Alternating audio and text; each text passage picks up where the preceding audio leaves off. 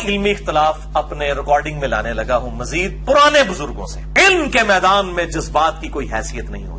جب علمی میدان ہوگا پھر کسی کی داڑھی سفید ہے کالی ہے یہ نہیں دیکھا جائے گا، کوئی پرانا ہے نیا یہ نہیں دیکھا جائے گا، پھر نشتر ہاتھ میں ہوگا، پھر پینڈس پھٹنے والا ہے تو آپ نے چیرا لگانا ہی لگانا ہے۔ نمبر 1، امام احمد بن حنبل رحمہ اللہ تعالی المتوفا 241 ہجری کا قول۔ ان کے ساتھ میں قول مبارک نہیں کہہ رہا کیونکہ یہ مبارک قول نہیں ہے، یہ ساڑھے گاٹے فٹ ہوئے تھے۔ امام احمد بن حنبل رحمہ اللہ تعالی کا قول ہے ان کے یعنی معتزلہ اور ہمارے درمیان جو فرق ہے وہ ہمارے جنازے کریں گے۔ اندازہ کرو، انا للہ و انا الیہ راجعون، یعنی جدا جنازہ وڈا ہوئے گا نا وہ آگتے ہوئے گا، یہ مطلب یہ ہے۔ بسم اللہ الرحمن الرحیم، السلام علیکم ورحمۃ اللہ وبرکاتہ۔ بدتمیزی بد اخلاقی کا مظاہرہ آپ نے دیکھا۔ علم کے میدان میں کوئی بڑا نہیں دیکھا جائے گا، نہ چھوٹا نہیں دیکھا جائے گا، نہ سفید داڑھی دیکھی جائے گی، پرانا بزرگ دیکھا نہیں جائے گا، بس پینٹس پھٹنے والا ہوگا اس کو چیرا لگانا پڑے گا۔ اتنا تو بڑا علمی بندہ ہے۔ تو کہتا ہے کہ اللہ کے نبی مخلص بندے تھے۔ مخلص ہوتا ہے تو مخلص کو مخلص پڑھنے والا کتنا بڑا علمی ہوگا۔ اور امام احمد بن حنبل رحمۃ اللہ علیہ کے قول مبارک نہیں، نعوذ باللہ، یعنی قول خبیث ہے، یہ ہمارے گھاٹے فٹ ہوا ہے۔ تو جو امام احمد بن حنبل رحمۃ اللہ علیہ احادیث لکھتے ہیں، اپنے قول جو بیان کرتے وہ پھر تمہارے گھاٹے نہیں فٹ ہوتے۔ وہاں تو بڑا خوش ہوتا ہے جب حضرت امیر معاویہ رضی اللہ تعالیٰ عنہ کے بارے میں اس طرح کی باتیں کرتا ہے۔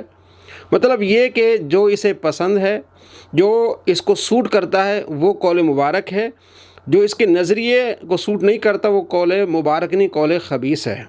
یہ دیکھنا پڑے گا کہ امام احمد بن حنبل رحمۃ اللہ علیہ نے کب فرمایا اور کیوں فرمایا، اور محدثین اور فقہا نے اس قول کی کس طرح تشریح کی اور خوش ہوئے ہیں۔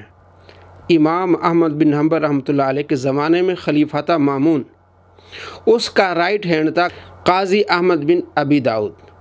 اس نے یہ عقیدہ گڑھا معتزلی کہ قرآن پاک یہ مخلوق ہے، اور پھر مامون رشید کو اس پر قائل کیا اور تمام اپنی ریاستوں میں اس کو لاگو کیا، اور تمام گورنروں کو حکم دیا کہ یہ عقیدہ سب اپنائیں کہ قرآن مخلوق ہے۔ قرآن تو اللہ کا کلام ہے، مخلوق تو ہے نہیں۔ تو امام احمد بن حنبل رحمۃ اللہ علیہ بغداد میں تھے، تو بغداد کے گورنر نے آپ کو بلایا اور کہا کہ قرآن مخلوق ہے۔ آپ نے فرمایا اللہ کا کلام یہ مخلوق نہیں ہے۔ آپ کو پکڑا گیا، آپ کو جیل میں ڈالا گیا 18 ماہ، اور ایک روایت میں ہے 3 سال آپ جیل میں رہے۔ آپ کو بیڑیوں سے جکڑا جاتا تھا، آپ کو کوڑے لگائے جاتے تھے، آپ کو کہا جاتا تھا جو خلیفہ کا عقیدہ ہے وہ اپناؤ کہ قرآن مخلوق ہے۔ آپ فرماتے نہیں، قرآن مخلوق نہیں، اللہ کا کلام ہے۔ اس وقت آپ نے یہ فرمایا تھا کہ ہمارا جو نظریہ ہے اس کے ساتھ تمام عالم اسلام کے لوگ اس کے ساتھ متفق ہیں۔ میں اگر دنیا سے چلا بھی جاؤں، دیکھنا کہ ہزاروں کی تعداد میرے اس عقیدے پر لوگ آئیں گے اور مجھے سلام پیش کریں گے، میرے جنازے میں شامل ہوں گے، اور جب تم مرو گے تو دیکھنا تمہارے جنازے میں کون آتا ہے، یعنی کہ تمہارے اس عقیدے کو کون اپناتا ہے۔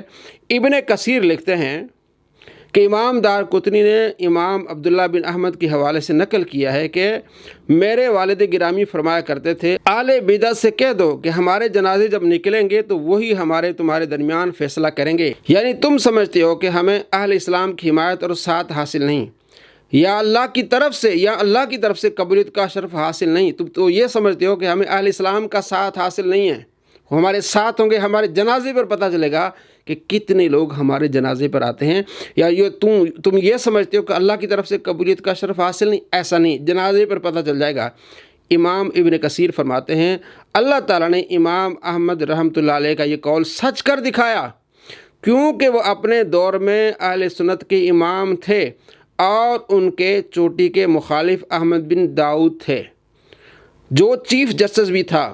اس کو جب موت آئی تو کسی نے ادھر توجہ نہ دی، اور اس کے جنازے کے ساتھ چند سرکاری عہدیداروں کے سوا کوئی نہ تھا۔ البدایہ والنہایہ جلد 10 صفحہ نمبر 375۔ کہ اس طرح لوگوں نے امام احمد بن حنبل رحمۃ اللہ علیہ کے عقیدے کو اپنایا کہ ہزاروں کی تعداد میں امام احمد بن حنبل رحمۃ اللہ علیہ کے جنازے پر لوگ آئے، اور جو اس کا مخالف تھا معتزلی قاضی، اس کے جنازے میں چند افراد تھے جو سرکاری افراد تھے۔ اور ابن کثیر کہتے ہیں کہ امام ابن کثیر کے اس قول کو اللہ نے سچ کر دکھایا امام ابن کثیر کہتے ہیں کہ اللہ نے سچ کر دکھایا، اور یہ کہتا ہے کہ قول مبارک نہیں ہے۔ یہ اس کا پس منظر تھا۔ اس وقت امام احمد بن حنبل رحمۃ اللہ فرمایا تھا کہ ہمارے جنازے فیصلہ کریں گے کہ ہمارے ساتھ عالم اسلام ہے، اللہ کی تائید ہمارے ساتھ حاصل ہے، تم خلیفہ وقت کو بگاڑ چکے ہو، اس کا عقیدہ خراب کر چکے ہو، لیکن عوام ہمارے ساتھ ہے۔ یہ اس کا پس منظر تھا اور یہ سچ تھا، اللہ نے سچ کر دکھایا۔ اس قول کو جناب کہتے ہیں ہم قول مبارک نہیں کہیں گے، پرانے بزرگ ہم چیرا دیں گے، ہم یہ کریں گے، وہ کیسی بدتمیزی بد اخلاقی۔ اور کہتا میں اس پر دلیلیں دیتا ہوں۔ پہلی دلیل کیا ہے جناب؟ پہلی دلیل یہ کہ اگر تم یہ کہتے ہو کہ جس کے جنازے پر زیادہ لوگ ہوں گے وہ حق پر ہوگا، تو میرے جو استاد ہیں مولانا اسحاق صاحب، ان کا اتنا جنازہ تھا کہ ان سب مولویوں کے جنازے اکٹھے ہو جائیں تو میرے استاد مولانا اسحاق کا جنازہ بڑا تھا۔ میں اس لیے کہتا ہوں اس صدی کا سب سے بڑا جھوٹا انسان ہے۔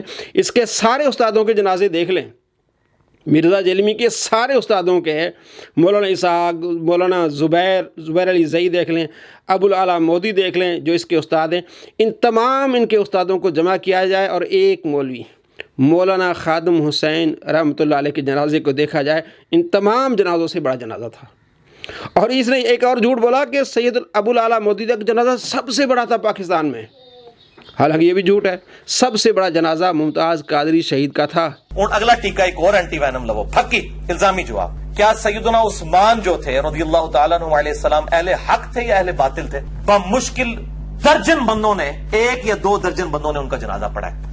رات کے اندھیرے میں ان کو دفنایا گیا ہے بقیع غرقد میں، کیونکہ باغیوں نے ان کے گھر کو گھیرا ہوا تھا، ان کی لاش کی بے حرمتی کرنے کا خطرہ تھا۔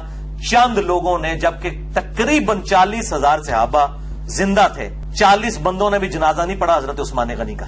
کیسے منہ پھاڑ کے باتیں کر رہا ہے؟ چند لوگوں نے حضرت عثمان غنی رضی اللہ تعالیٰ عنہ کا جنازہ پڑھا تھا، جبکہ 40,000 صحابہ موجود تھے، اور خود اپنے آپ کو جھوٹا کیا کہ اس وقت جنازے پہ لوگ جا نہیں سکتے تھے، اس لیے کہ شرارتی لوگ موجود تھے۔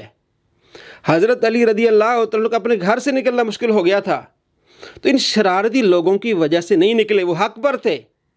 بھائی اگر عام عوام کو اجازت ہوتی، اجازت عامہ ہوتی تو سارے لوگ جاتے، وہ حق پر تھے، لیکن آگے بلوائی تھے، اس وجہ سے جنازہ کم ہوا۔ تو اس سے یہ دلیل لینا کہ جناب اگر وہ حق پہ ہوتے، تم کہتے ہو جس کا جنازہ زیادہ بڑا ہوگا وہ حق پر ہوگا، تو وہ پھر حق پر نہ ہوا۔ کہتا میں اینٹی وائنم دیتا ہوں، بھائی خود کھا لے جھوٹے انسان۔